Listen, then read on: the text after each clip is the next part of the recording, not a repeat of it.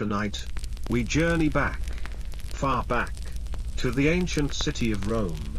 The city that once stood as the beating heart of a vast empire. Imagine, if you will, the gentle dawn breaking over its tiled rooftops. The air still cool from the night, filled faintly with the scent of olive oil, baked bread, and damp stone. In this quiet moment, before the streets fill with life, we find ourselves standing beside an ordinary Roman home. Not a palace, not a senator's villa, but a modest house, belonging to a family of the plebs, the common folk. The father stirs first, rising from his simple straw-filled mattress as a pale light slips through the small window. His name, let's say, is Gaius. His limbs are stiff from the hard bed, but he's used to it. The room is small, shared with his wife and their 2 children, both still sleeping. The walls are plain, perhaps marked with a crude charm against the evil eye. Gaius pulls on his tunic, the coarse fabric familiar against his skin, and steps quietly outside. The street is narrow, lined with tall buildings leaning in, as if to whisper to one another. He nods to a neighbor, already sweeping dust from his doorway. The city begins to wake. Bakers stoke their ovens, you can almost hear the soft crackle of the wood. The smell of warm bread begins to drift through the air.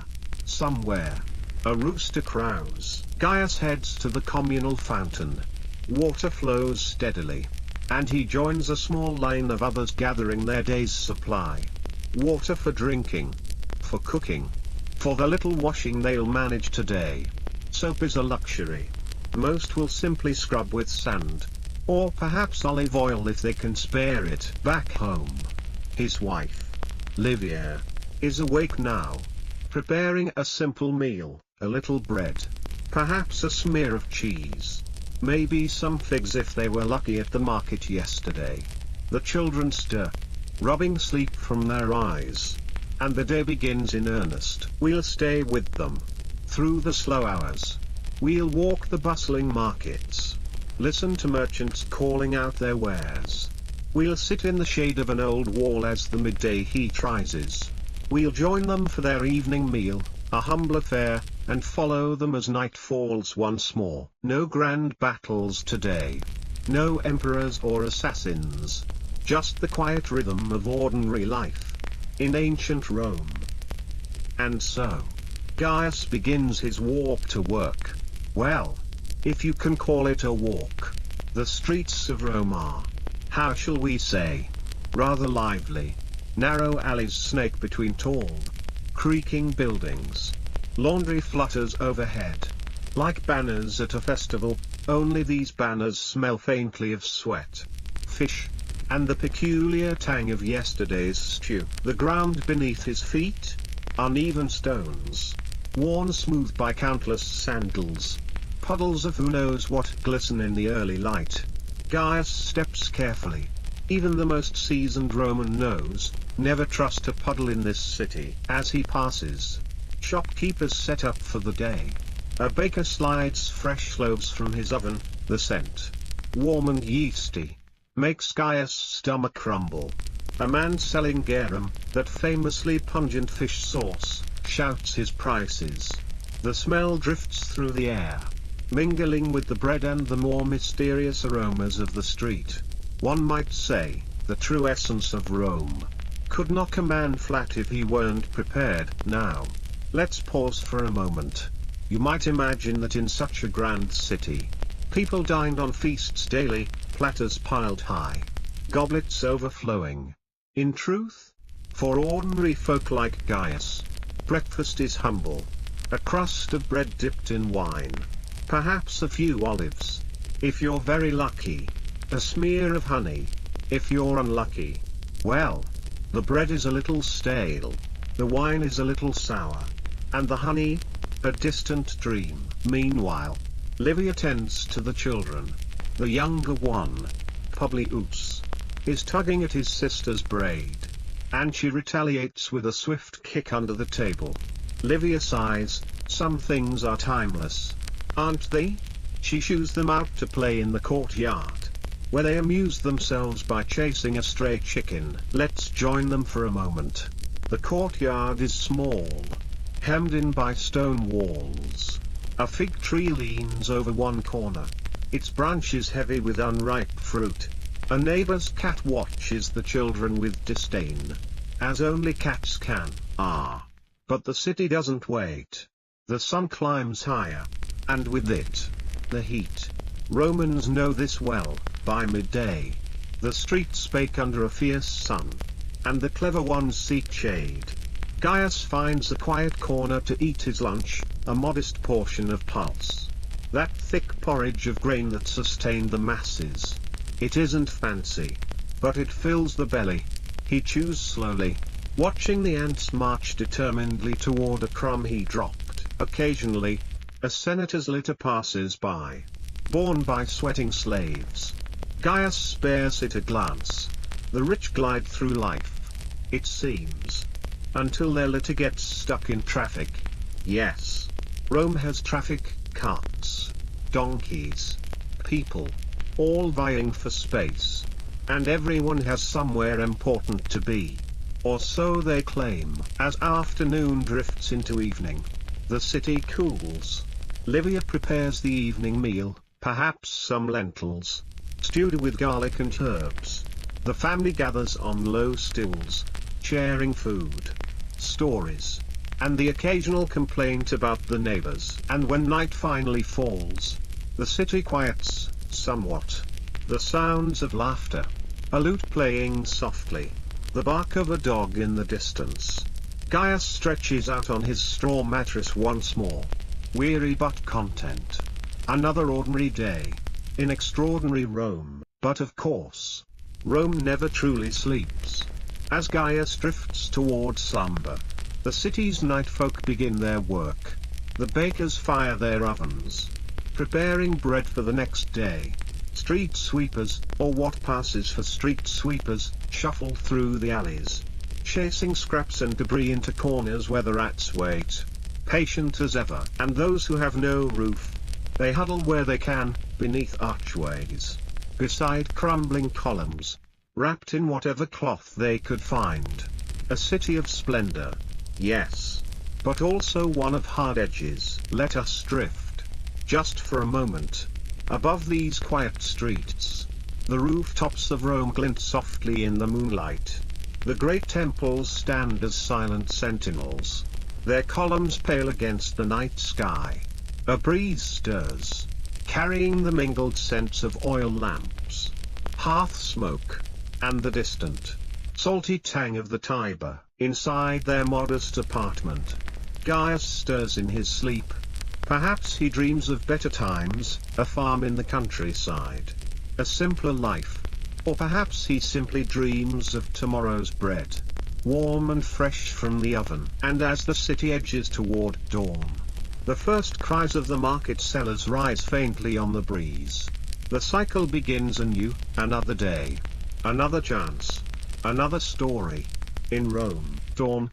Rome wakes once more. The first rays of sunlight creep over the rooftops, casting long shadows down narrow alleys. The city stirs, not all at once, but in gentle waves.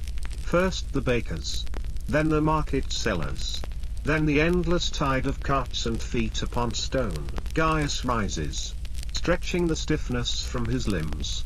His straw mattress protests with a soft crunch, sending up a faint cloud of dust. He splashes his face with water from a cracked jug. It is cool, bracing, just enough to chase away the last of sleep's hold. Outside, the street hums to life.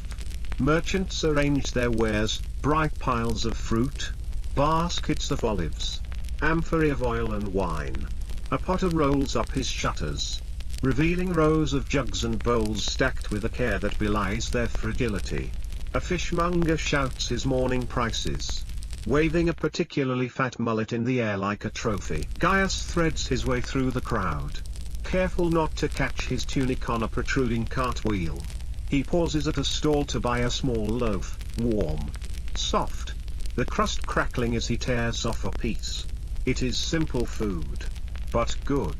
The sort of thing that reminds a man why he gets up in the morning. But the market is not all pleasant aromas and cheerful banter. The smells are varied. Fish, fresh and not so fresh. The sharp tang of vinegar. The sweet rot of overripe fruit. The unmistakable reek of the tannery down the street. A symphony of scents. If one is feeling generous, a battleground for the nose. If not, somewhere nearby, a troupe of street performers gathers a small crowd. A juggler tosses clay cups into the air with reckless confidence.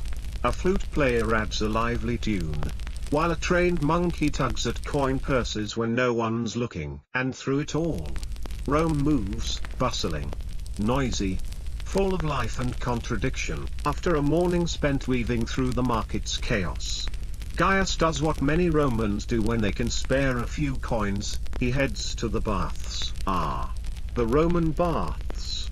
Part gym, part spa, part social club, and part, let's be honest, gossip hall. The complex rises before him. Grand and inviting, its walls a patchwork of stone and plaster. Sun-warmed and faintly echoing with the sound of voices within. Inside, the air is thick with steam and the mingled scents of oil, sweat, and damp stone. Gaius pays the small fee, nods to the attendant, and makes his way to the apoditerium, the changing room. Here, men of all walks of life disrobe, their tunics folded or, more often, left in a careless heap. A slave watches over the piles, theoretically to prevent theft. Theoretically, Gaius steps into the tepidarium, the warm room. The heat seeps into his bones. Conversation hums around him, politics, chariot races. Whose neighbor's goat keeps eating whose laundry. The usual, then. The caldarium, the hot room. Sweat trickles down his back almost instantly. He eases into a pool of steaming water, sighing as the tension of the morning market melts away. A friend spots him, waves, and launches into a spirited discussion of yesterday's gladiator match. Gaius nods, listens, offers the occasional indeed or how dreadful, as required. Finally, the frigidarium, the cold plunge. Gaius braces himself, takes a breath, and submerges. The cold shocks him awake, sharp as a slap, but oddly refreshing. He emerges dripping, invigorated, ready to face the rest of the day, refreshed from the baths. Gaius steps back into the bright afternoon. The sun hangs heavy now, casting sharp shadows against the ancient stone. The city hums, louder, perhaps, as more people crowd the streets now that the worst heat has passed. He strolls toward a small popina, a humble tavern where working folk gather. Inside, the air is cooler, shaded by rough wooden beams. The smell of lentil stew mingles with that of sour wine and the ever-present hint of smoke. Gaius orders a cup of the house's finest, well, perhaps finest is generous, and takes a seat at a battered table. Around him, conversation flows. Two men argue over the odds at the next chariot race. A group of laborers share a joke. Their laughter loud and genuine. A musician in the corner plucks a battered lyre. His tune simple but oddly soothing. Outside the tavern, a troupe of performers gathers a crowd. A man on stilts totters past, waving to the children who squeal in delight. A trained dog leaps through a hoop to scattered applause.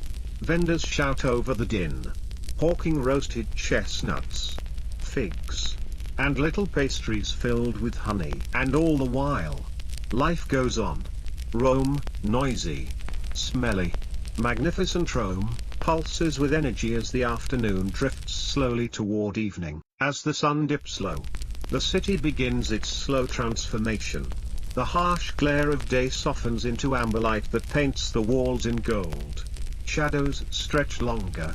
The streets, though no quieter, feel different, as if Rome itself exhales, weary from the day's heat. Gaius lingers near the forum, watching as torches are lit one by one. Their flickering glow casts strange patterns against the marble columns. The chatter of merchants gives way to the songs of street performers and the raucous calls of tavern keepers luring in the thirsty. A troupe of dancers sets up near a fountain, their movements lively. Skirts swirling, feet beating rhythm against the worn stones. A boy passes by selling roasted chickpeas wrapped in scraps of parchment. The smell is earthy, comforting. Gaius spies a handful, savoring the warm crunch. Nearby, a storyteller gathers a small crowd. His voice rises and falls dramatically, recounting the deeds of heroes long dead, or perhaps heroes that never were. The children in the crowd gape wide-eyed, the adults smile knowingly, enjoying the tale all the same. Further down the street, the night's seedier side emerges. Dice clatter against makeshift tables. Arguments bubble up over debts unpaid or insults exchanged. Gaius keeps his distance, he has no taste for brawls tonight.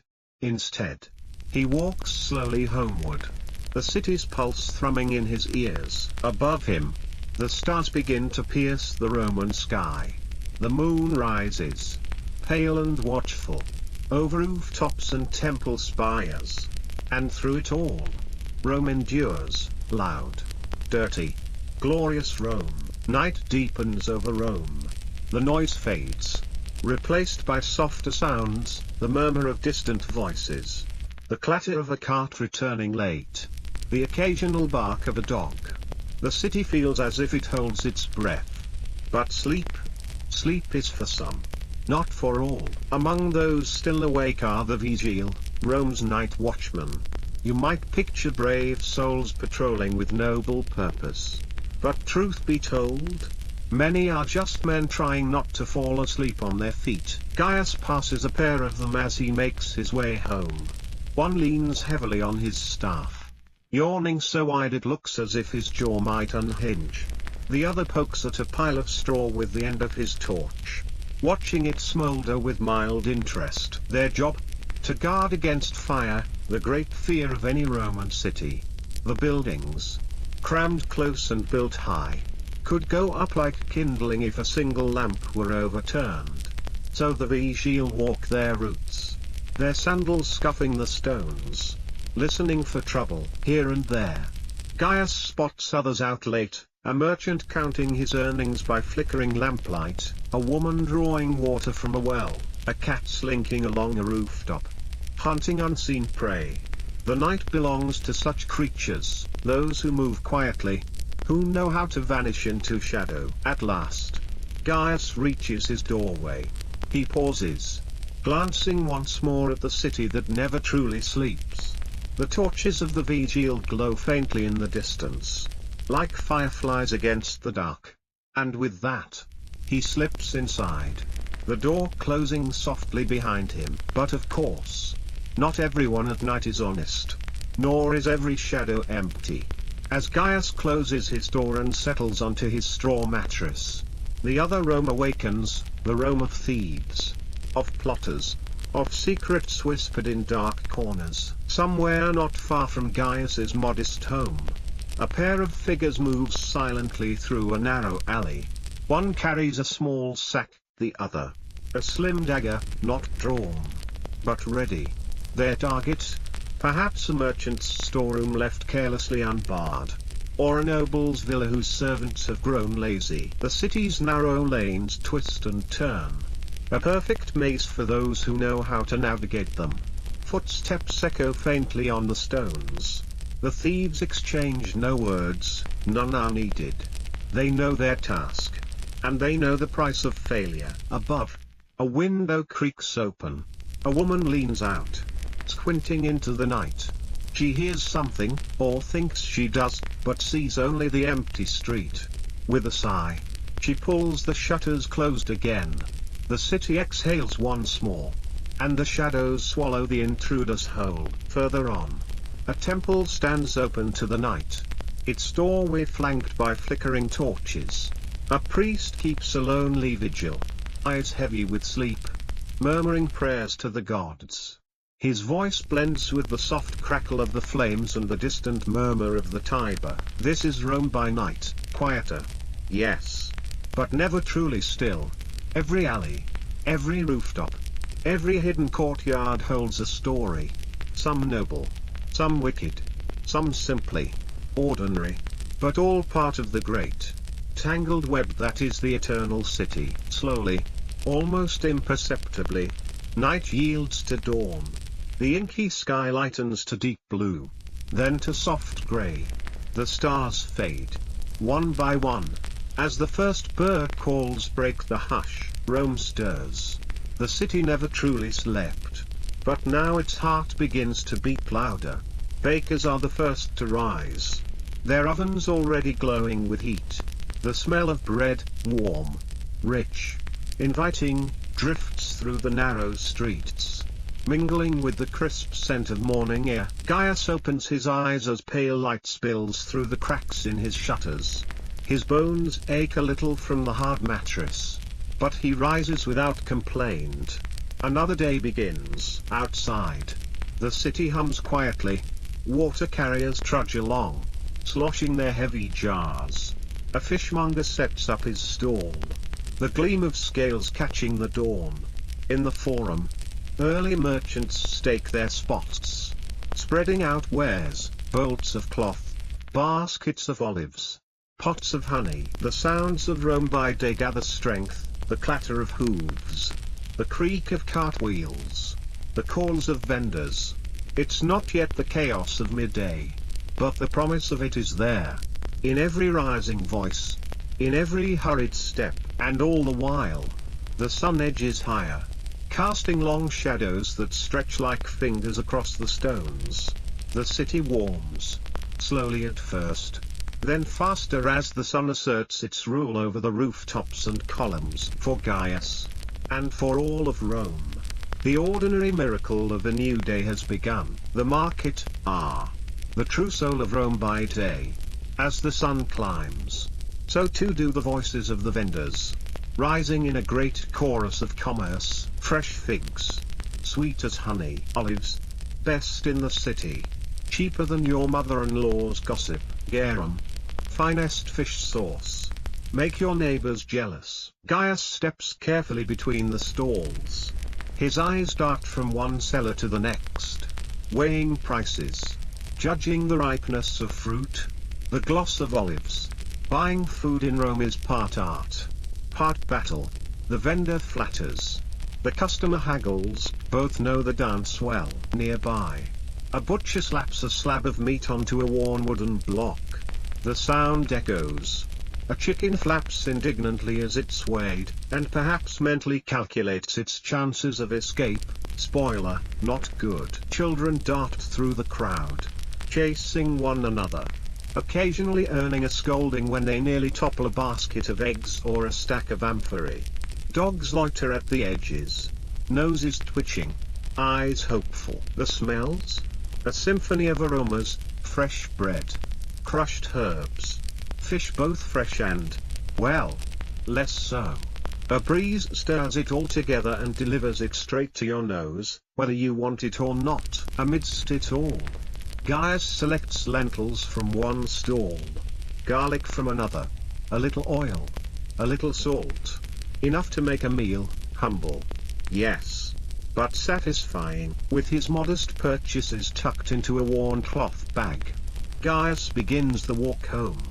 The market's clamor fades behind him, replaced by the steady rhythm of the city at work. A potter's wheel hums as it spins, clay taking shape beneath expert hands. The potter, sleeves rolled, brow furrowed in concentration, pays no mind to passers-by. His workshop smells of damp earth and wood smoke. A child peeks through the doorway, wide-eyed at the magic of the spinning clay. Further along, a blacksmith's hammer rings out, clang, clang, clang, as sparks fly from the anvil. His apprentice pumps the bellows, straining, face flushed from the heat.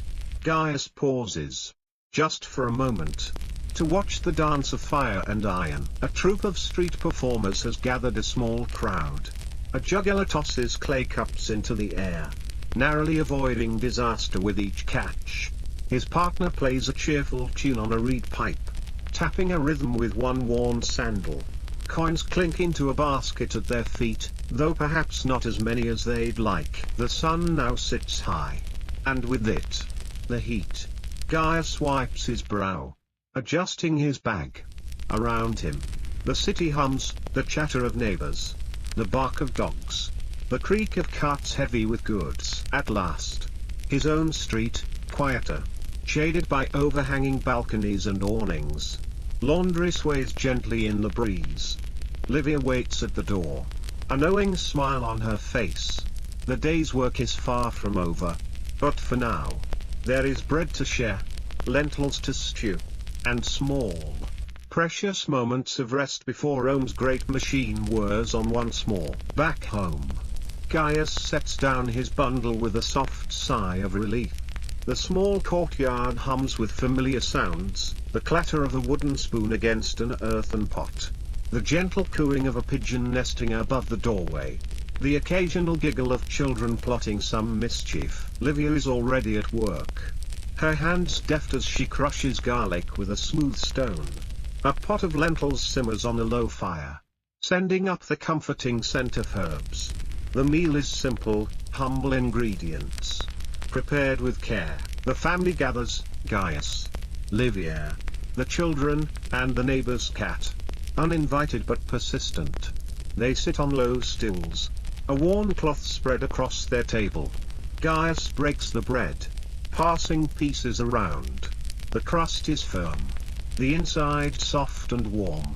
A drizzle of oil, a pinch of salt, no feast, perhaps, but enough. The children chatter between bites, voices overlapping as they recount the morning's adventures, how Publius nearly caught the stray chicken, how his sister bravely faced down a particularly large spider in the corner of the courtyard. Outside, the city carries on, carts rumble past.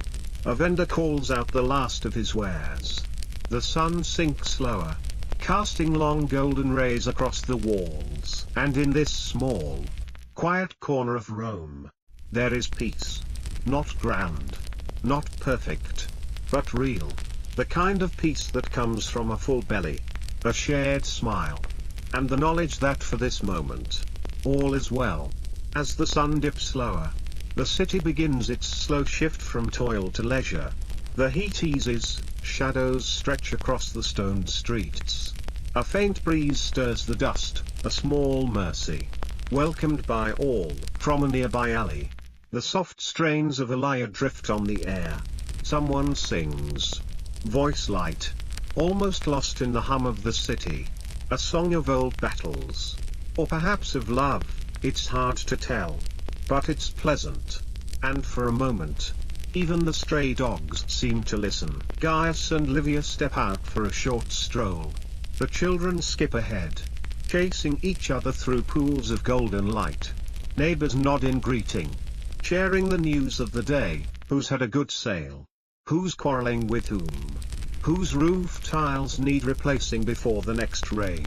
They pass a fountain where a few citizens gather, not just for water, but for gossip. The fountain's trickle is gentle, cool.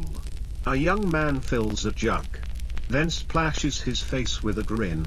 Water in Rome is precious, but sometimes a splash is worth the indulgence. Further on, a small religious procession winds its way down the street. A priest leads the way, carrying a carved wooden idol. Followers trail behind, some murmuring prayers, others casting curious glances at onlookers. It's a simple affair, no grand spectacle, but it holds the attention of those nearby. The city's pace softens. The carts thin out. The calls of the vendors fade.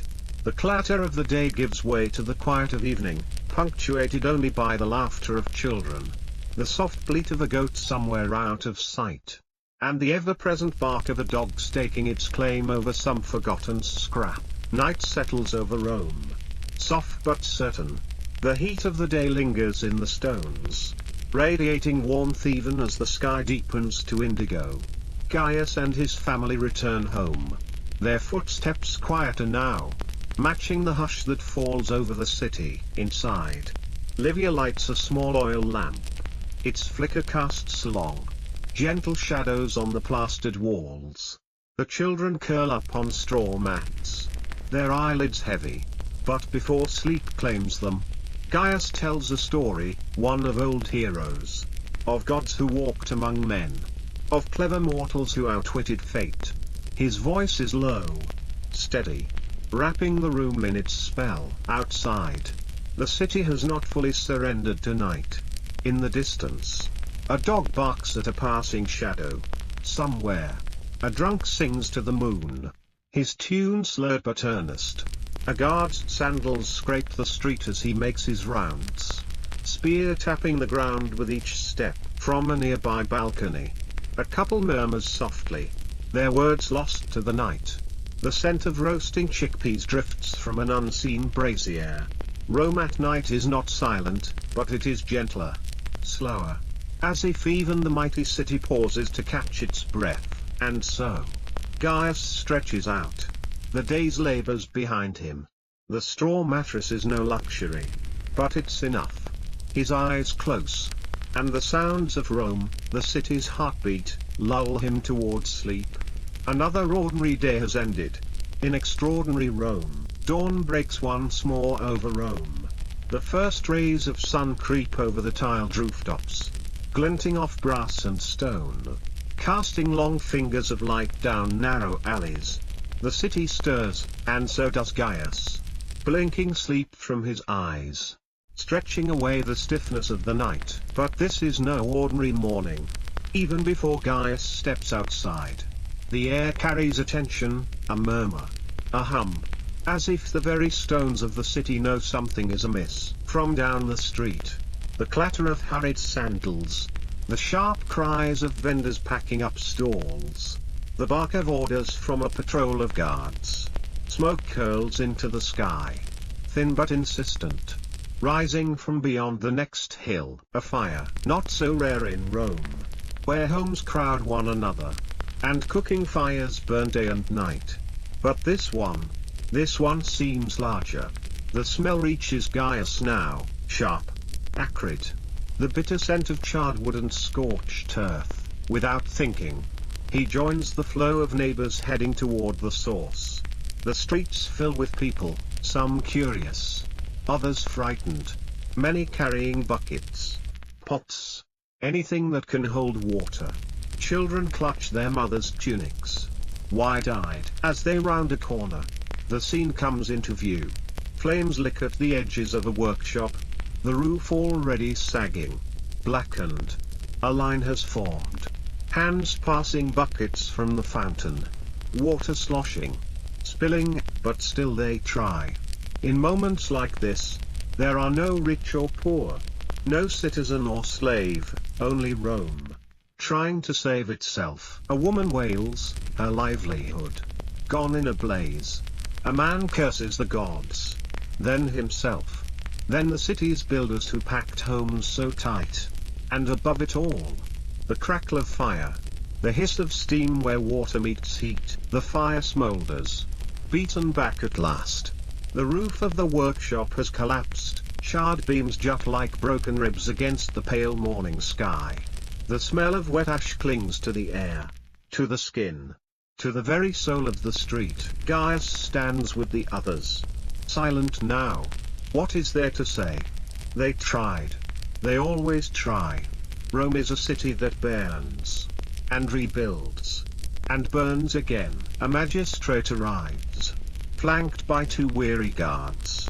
He surveys the damage with a practiced eye, already thinking of fines, of repairs, of how this will play at the next Senate session.